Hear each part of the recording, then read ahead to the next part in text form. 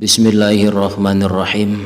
Al-babul awal at-ta'rifu bit-tasawuf. Bab yang pertama dari kitab Haqa'iq Anit Tasawuf li Syekh Abdul Qadir Isa Al-Halabi adalah menjelaskan tentang ta'arif, definisi tentang tasawuf. Di dalam bab ini ada 4 poin. Yang pertama ta'arifuhu, definisi tasawuf. Yang kedua istiqaquhu, tentang penjelasan tentang akar kata tasawuf. Yang ketiga nasy'atuhu, perkembangan tasawuf. Yang keempat yaitu tentang pentingnya ilmu tasawuf. Kita masuk di bagian yang pertama yaitu ta'arifut tasawuf, definisi tasawuf. Bismillahirrahmanirrahim. Qala al-Qadi Syekhul Islam Zakaria Al-Ansari rahimahullahu ta'ala. Menurut beliau mengatakan at-tasawufu ilmun. Jadi tasawuf itu adalah satu ilmu. Tasawuf itu ilmu. Yang mana dengan ilmu itu tu'arafu biha akhwalu tazkiyatin nufus. Yang dengan ilmu itu orang akan bisa mengetahui bagaimana cara membersihkan jiwa. Watasfiyatul akhlaqi, dan bagaimana cara membersihkan akhlak. Jadi tasawuf itu adalah ilmu yang mana ilmu itu digunakan untuk bagaimana cara membersihkan jiwa, bagaimana cara membersihkan hati, bagaimana cara membersihkan akhlak. Wa ta'miri dzahiri, dan meramaikan zahir.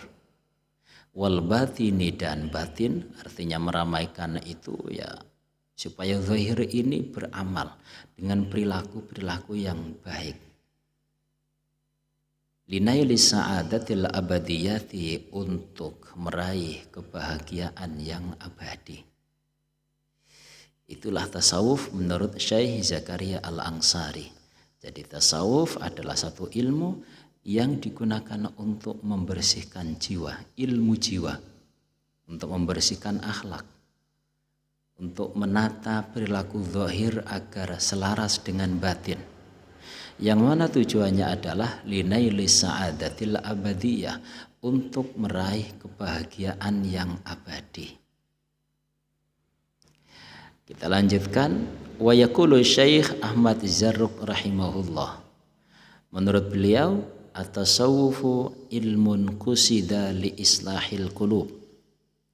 Tasawuf adalah satu ilmu yang dengan ilmu itu dimaksudkan untuk memperbaiki hati.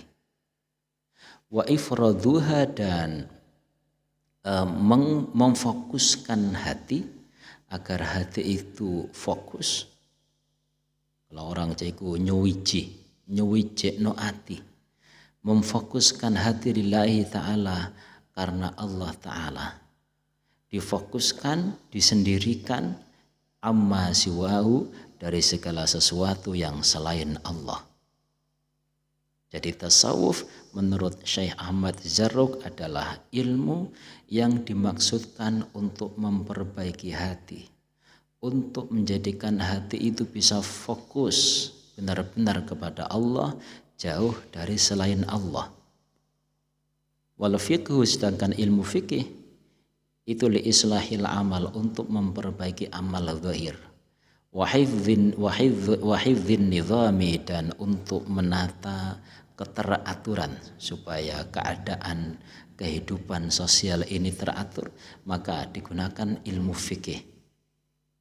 Wa zuhurul hikmati, dan zahirnya hikmah bil ahkami, dengan adanya hukum-hukum.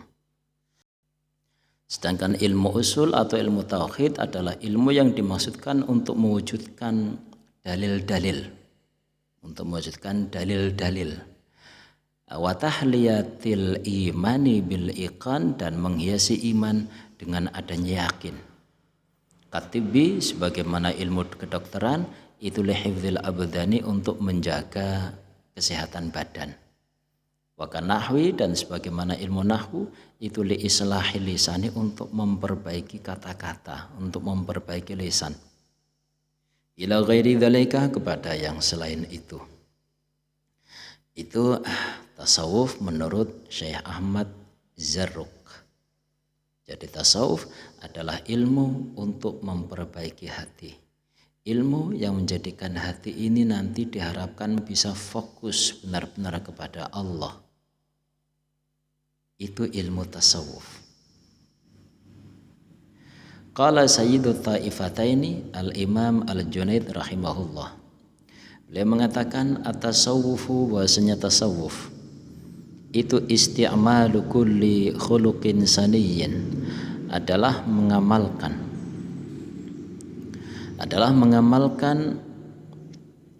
setiap akhlak yang luhur, wa tarku kulli khuluqin daniyyin, dan meninggalkan setiap perilaku, setiap akhlak yang rendah.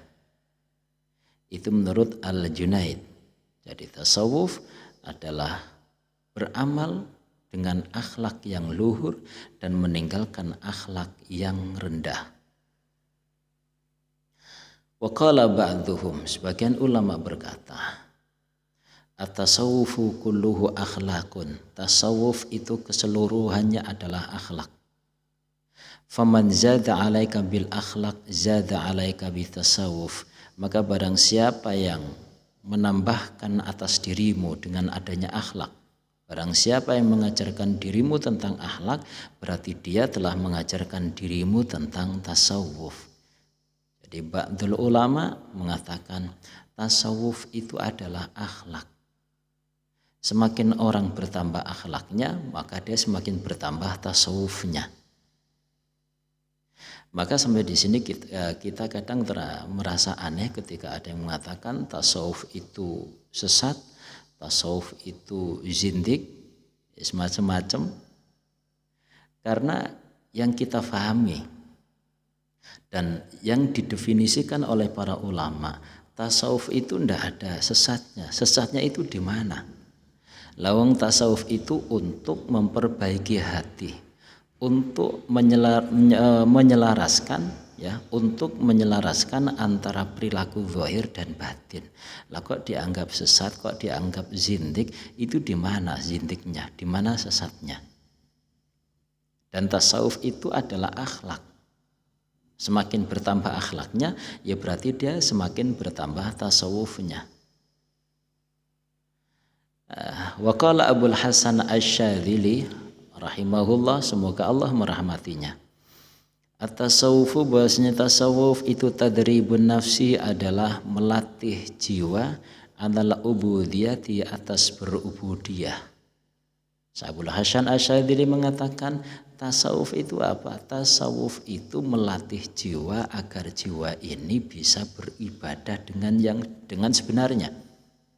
Jadi tasawuf adalah melatih jiwa agar jiwa ini bisa beribadah. Bukan cuma zahirnya saja yang beribadah, tapi hatinya juga beribadah. Waradduha, dan mengembalikan jiwa li ahkamir rububiyah, kepada hukum-hukum ketuhanan. Itu tasawuf. Wa qala Ibnu Ajibah rahimahullahu ta'ala. Ibnu Ajibah mengatakan at-tasawufu huwa ilmun. Tasawuf itu ilmu. Jadi tasawuf itu ilmu, bukan kesesatan, ilmu. Ya'rifu bihi kaifiyatas suluk, yang dengan ilmu itu orang itu akan tahu bagaimana caranya menempuh, bagaimana cara menjalani kehidupan ini. Yang mana tujuan kita hidup ini adalah untuk kembali kepada Allah. Jadi menurut Syekh Ibnu Ajibah, tasawuf adalah satu ilmu yang ilmu itu bisa digunakan nanti untuk mengetahui bagaimana cara kita ini menjalani hidup yang benar. Yang mana orang hidup itu kan punya tujuan. Tujuannya kemana? Ila hadrati malikil ma'bud, kembali kepada hadirat Raja yang maha merajai. ila hadrati malikil muluk, kembali kepada hadirat malikil muluk, rajanya para raja, yaitu Allah Subhanahu wa taala. Wa tasfiyatul batini, dan tasawuf itu merupakan pembersihan batin, minar radhaili, dari hal-hal yang tercela, dari hal-hal yang rendah. Wa tahliyatuha, dan menghiasi jiwa bi anwa'il fadaili, dengan berbagai macam keutamaan-keutamaan. Wa awwaluhu ilmun, maka tasawuf itu awalnya adalah ilmu. Tasawuf itu ilmu. Wa wastuhu, dan pertengahannya adalah amal. Setelah paham ilmunya maka diamalkan. Wa akhiruhu mauhibatun, dan akhirnya adalah anugerah pemberian dari Tuhan.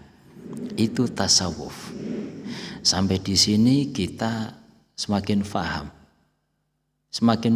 bahwasanya tasawuf itu memang benar-benar satu ajaran yang memang benar-benar murni dari Rasulullah. Karena dari definisi yang disampaikan oleh para ulama itu tidak ada yang melenceng. Seandainya dikatakan tasawuf itu sesat atau macam-macam, zindik lah atau apa, itu kita merasa aneh. Zindiknya di mana, sesatnya di mana?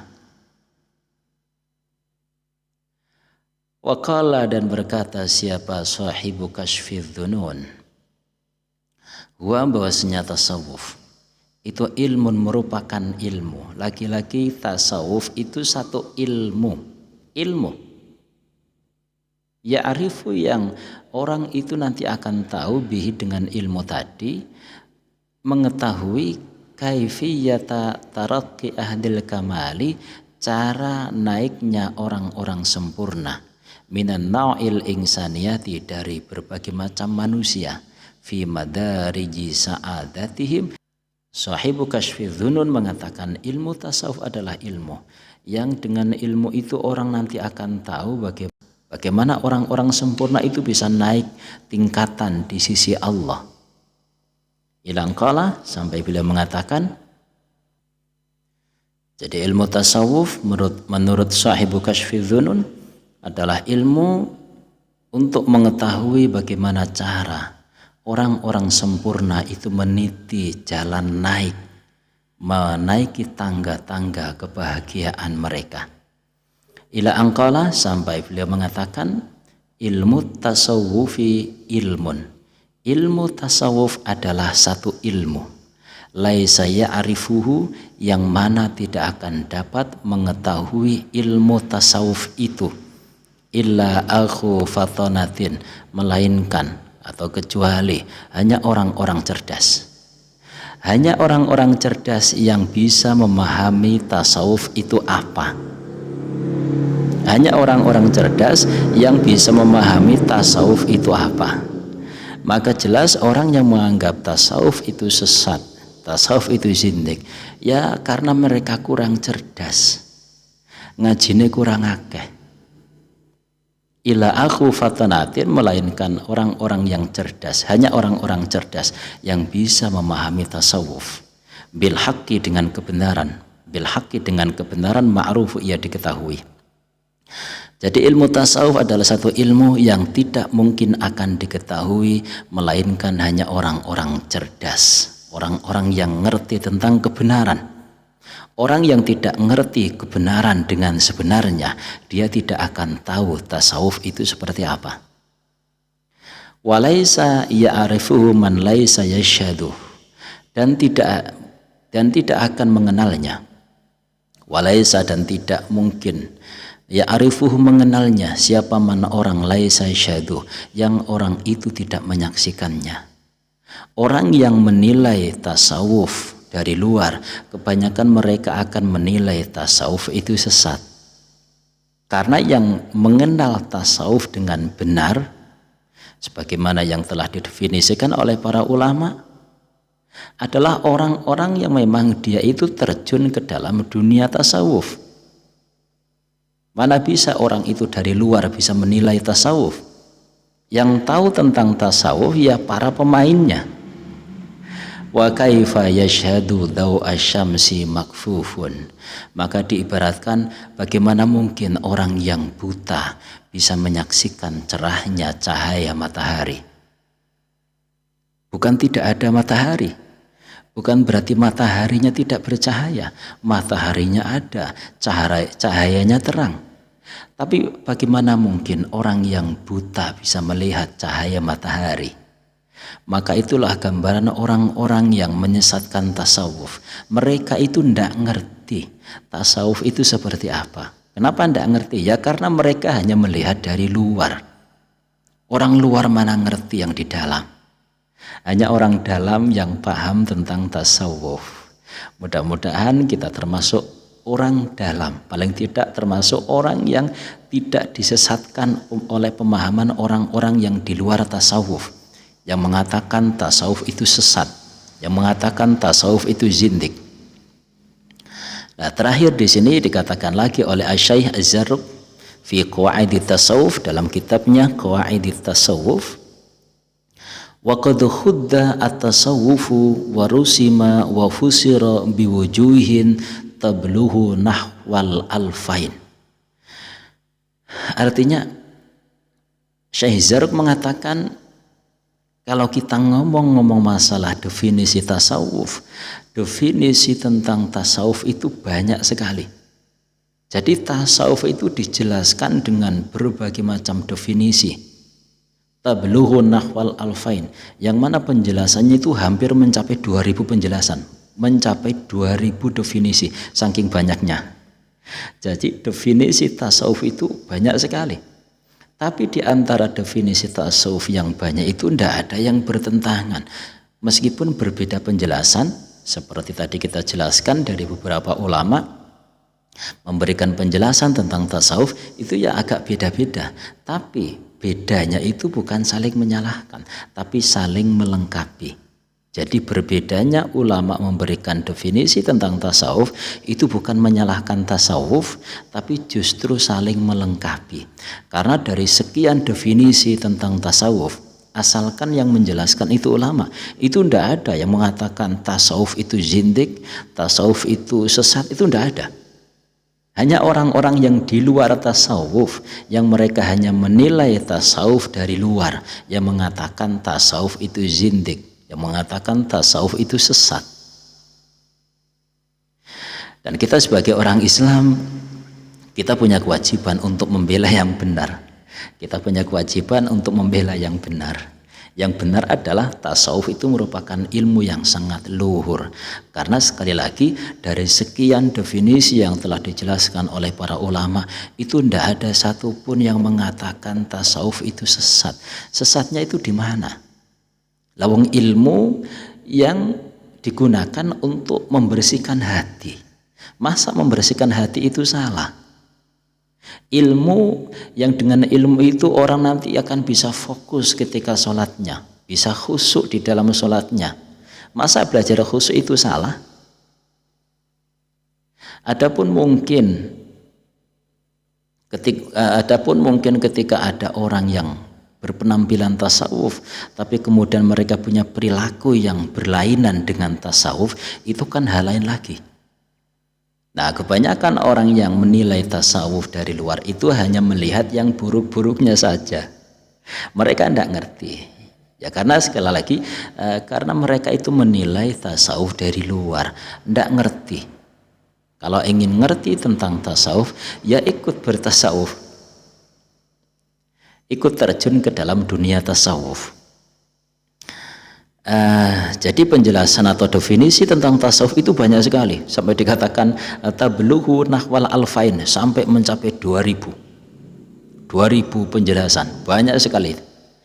Tapi semuanya itu tidak ada yang menyesatkan, justru saling melengkapi. Marji'u kulliha, yang mana marji semuanya artinya kembalinya, rujukan dari semua penjelasan tentang tasawuf itu asli sidqit tawajjuhi, kepada benarnya menghadap ilallahi ta'ala, kepada Allah ta'ala. Jadi berbagai macamnya penjelasan tentang tasawuf itu karena berbedanya, tingkatan orang menghadap kepada Allah.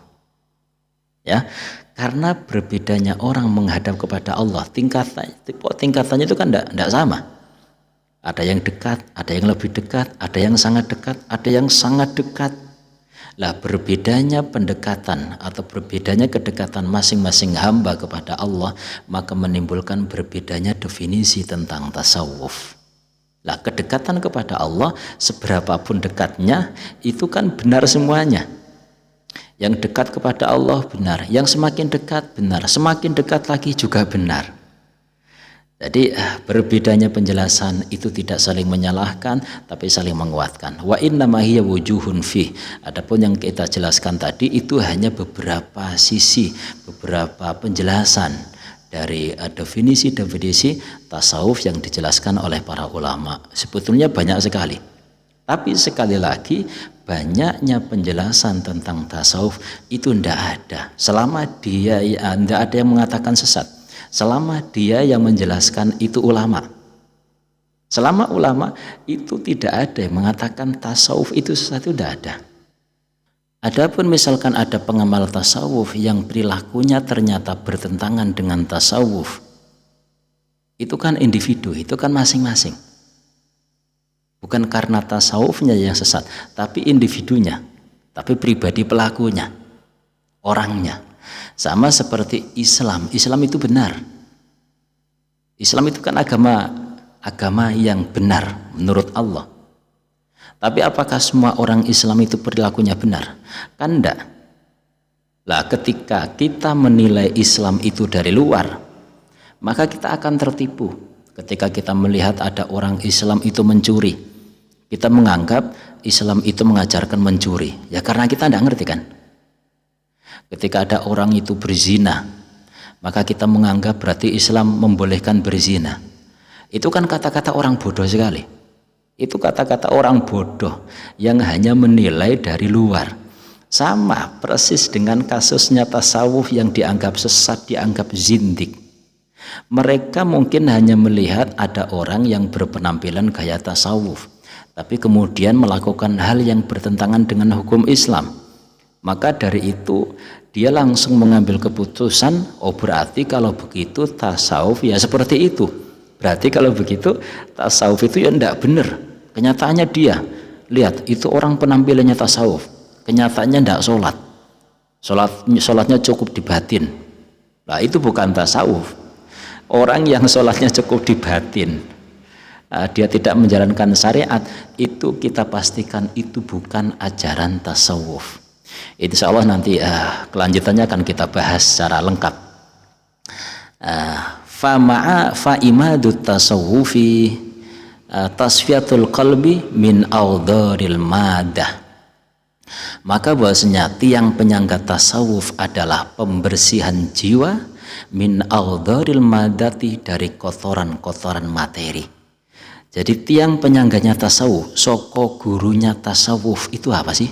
Soko gurunya tasawuf adalah bagaimana kita membersihkan jiwa ini dari kotoran-kotoran materi yang menjadikan kita itu kepincut dengan gemerlapnya duniawi ini sehingga kita lupa dengan Tuhan kita.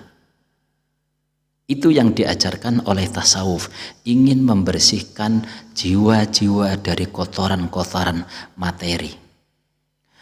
Waqiwamu, dan bahwasanya tiangnya itu silatul insani, itu silatul insani adalah sambungnya manusia atau hubungan seorang manusia bil khaliqil azimi, dengan sang khaliq yang agung.